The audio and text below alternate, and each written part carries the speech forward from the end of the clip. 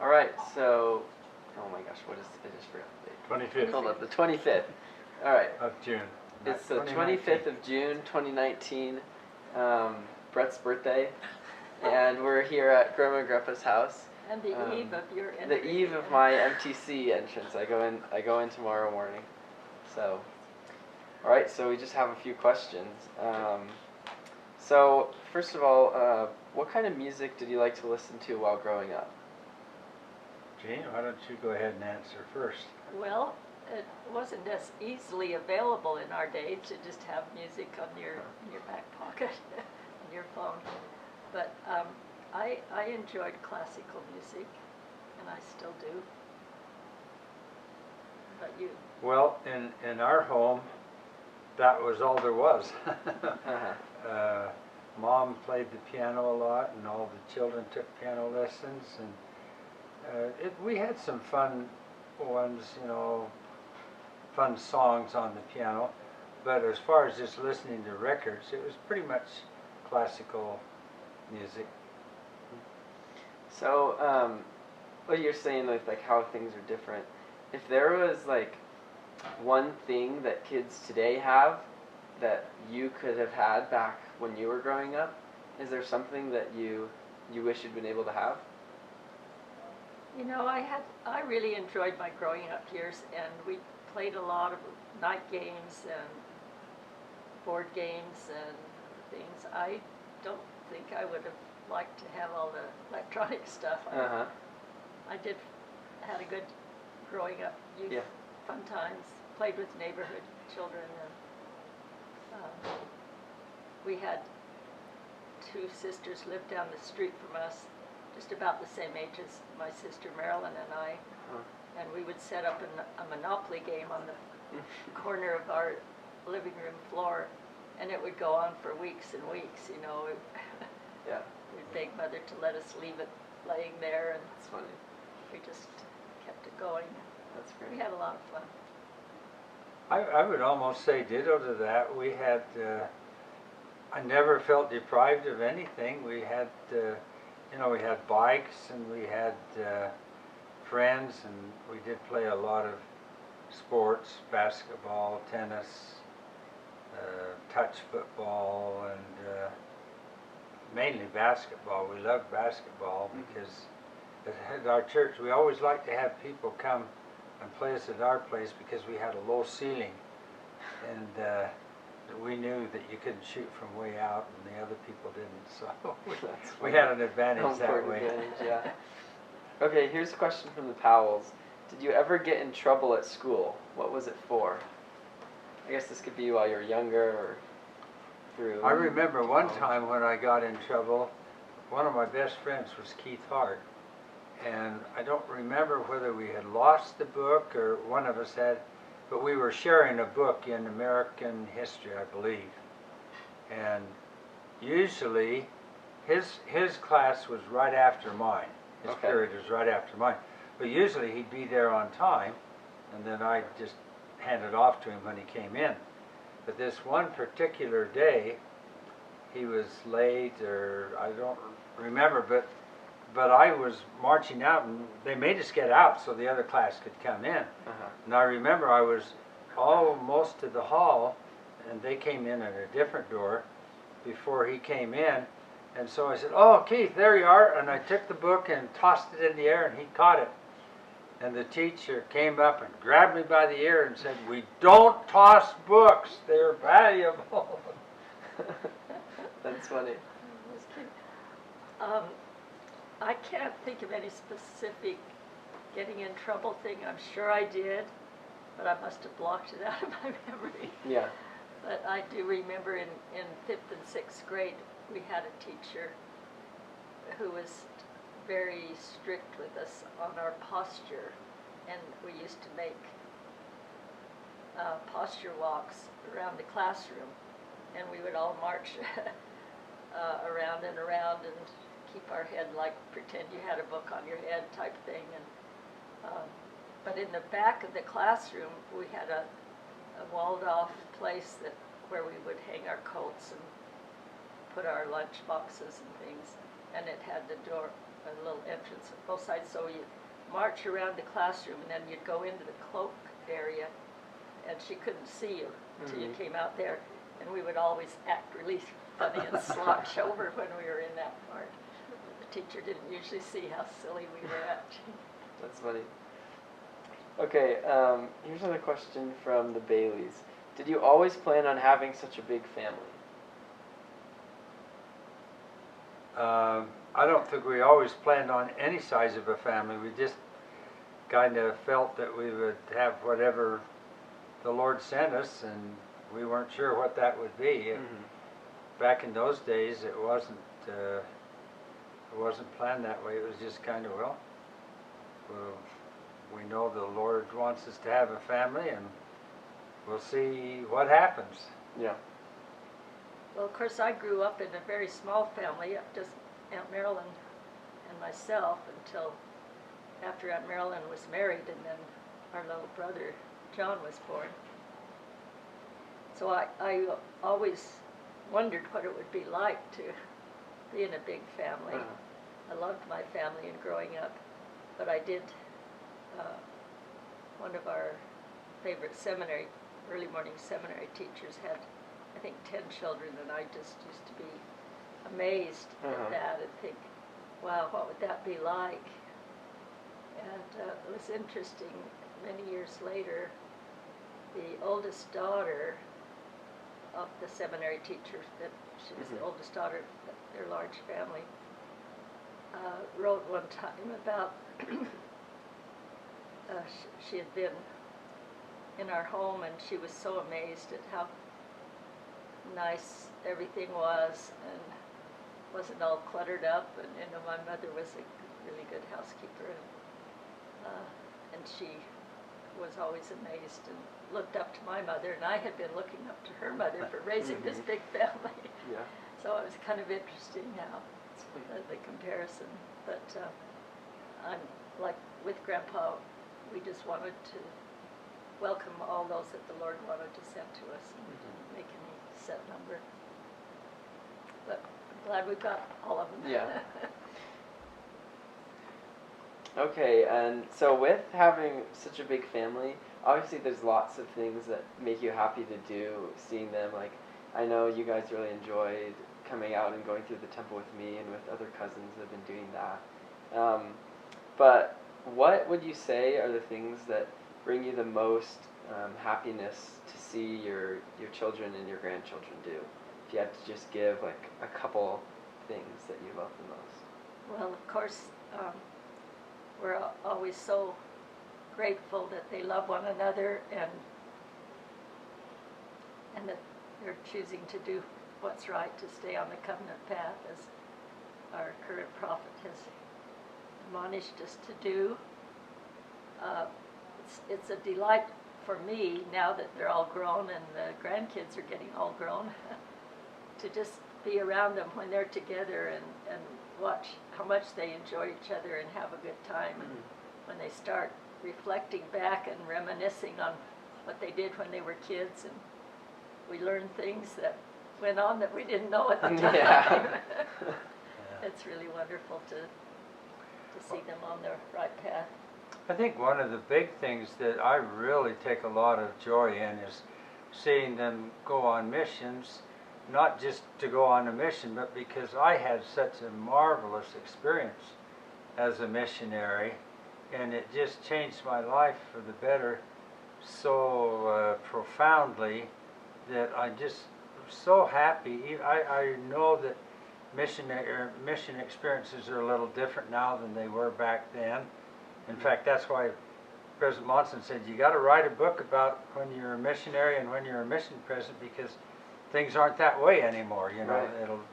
And I just want that recaptured, you know, recorded what happened. So that's basically the basis. But it really was a totally life-changing experience.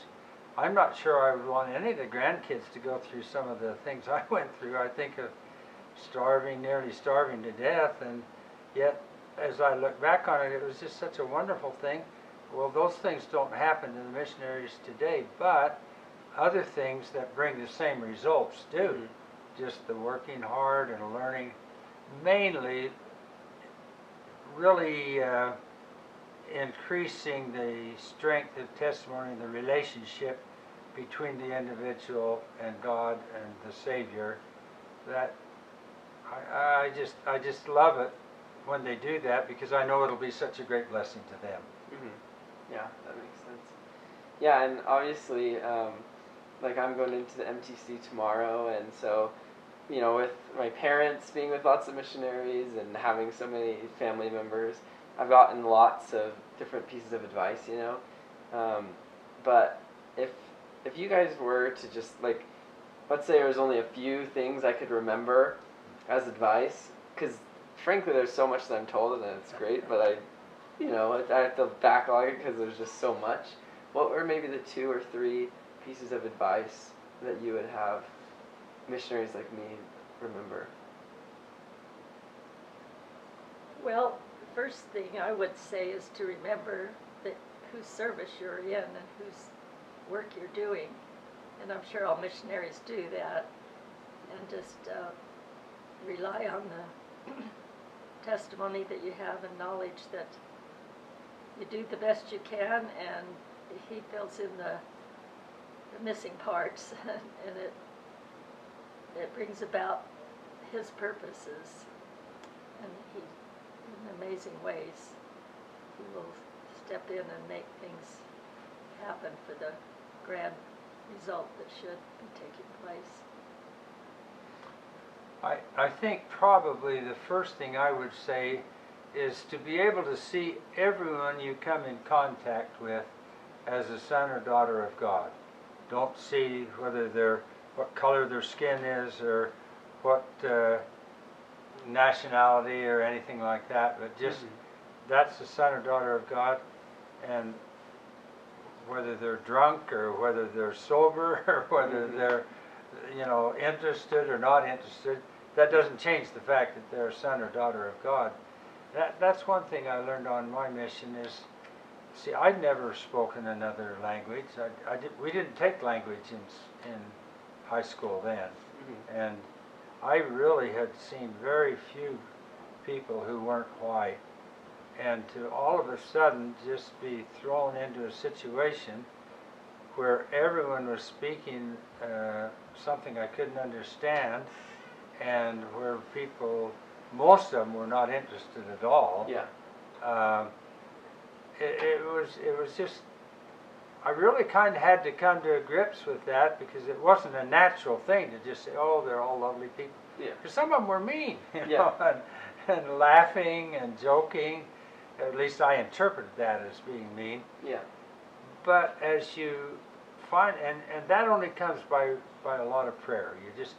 I don't know that there's any one single thing that a missionary can do that's more important than being really prayerful and often and sincere and as needed, as well as studying the scriptures, of course, and doing the things. But when it kind of finally came and I realized, hey, they're saying things that are just as meaningful to them as my language is to me, and it doesn't make any difference what color their skin is or how high they are or how wide they are. Most of them were a lot bigger than I was, and I don't need to be afraid of them because they're good. I mean, good. Some were good, some were better. But I think just to be able to see people in that light, and then just say, look, in your prayers, help me to just do what thou wouldst have me do. Be a representative. What would you do if you were here? You'd smile and you'd help them, and that's what we ought to do. Yeah.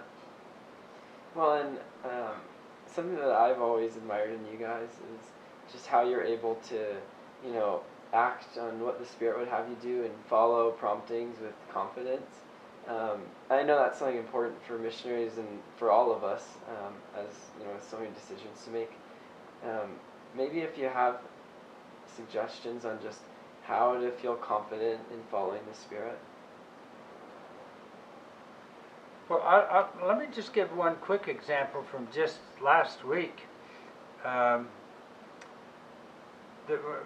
answer your question directly, most of the time it's not just a big bang. Right. Most of the time you just have to pray and pray and pray, and then you'll kind of get a little bit of an inclination, and you're not. But if you act on it, then more and more comes. Mm. But it's generally pretty small to begin with. Start. Okay. But the other night when I was working with these preachers in this Fuller Theological College, and we'd seen the film, and they were asking questions. Most of them were pretty good. There was not a confrontational thing, but there was one young man. I call him young man. I probably in his 30s maybe, or 20. I don't know how old, but anyway, he asked a question that was kind of definitely leading. It was kind of on the basis of, well, how come you send your missionaries to all the people that are already Christians? Why don't you go to Asia and to Africa and so forth?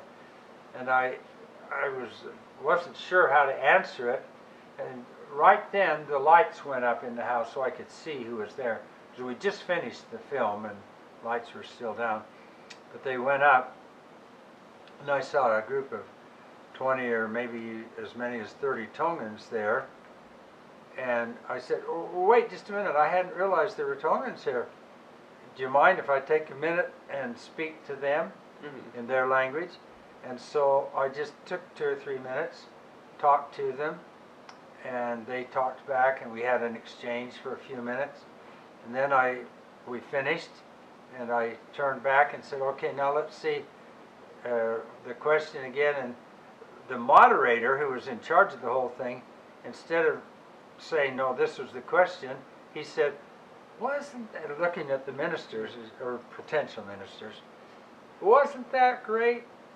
How many of you guys can speak a language? How many of you have a relationship like that? Did you see those people? They're not white people, but I don't know, he just went on and on. And it just ended, that whole line of reasoning just went out the window, you know. Yeah. And I think that was just an example. The impression came to me, not how to answer the question, but the impression came to me, say something to these people that are here. Yeah. And I did, and in doing that, it solved what issue we had there. Wow, that's a great story.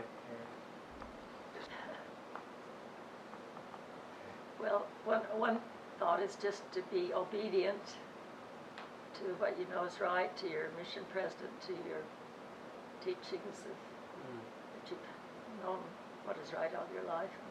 Obedience is a really important part. Yeah. Well, and you already said stay on the covenant path. Yes. That is obedience, you know. Right. Okay. Okay, so one more question. With having so many kids, obviously, you know, between your kids and grandkids, people have done so many different things in terms of their careers and their hobbies and stuff. And obviously, you know, you guys want them to do what they're interested in, but you know, I know some parents, they're like, oh, I really wish I had a doctor. I really wish I had one kid that was a lawyer. Is there anything that you wish you had a kid that did, whether it's a career or a hobby?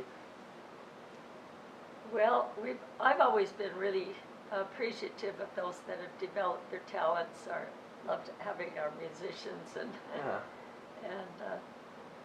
it's great to have our own nurse practitioner in the family. Right. We all call on Mickey quite a bit for that, and Tom and Jane and others for their photography. It's just nice to have all the skills. It's wonderful to see them developing their talents and sharing. Yeah. Is there one more talent you wish was in the family? Well, we haven't had our own dentist, but Kyle's working on it. Soon to be. I think that my reaction is, I'm just very happy. I think people ought to do what makes them happy. And some school teachers, some businessmen, and so forth.